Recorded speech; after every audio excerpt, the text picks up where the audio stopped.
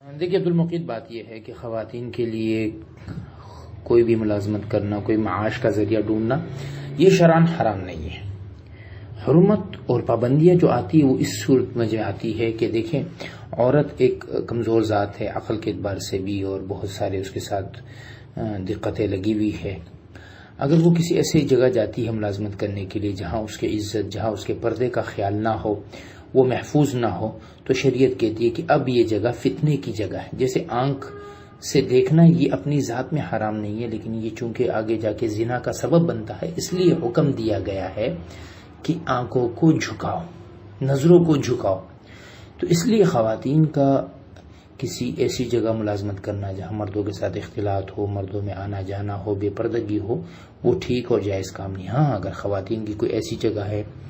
کہ جہاں خواتین کے ساتھ گھر سے جانا ہے، پردے میں جانا ہے، وہاں جہاں جا رہے ہیں وہاں صرف ہی خواتین ہیں، کسی مرد کے ساتھ تعلق نہیں ہے، تو ایسی ملازمت کرنے میں شرعاً کوئی حرج نہیں ہے۔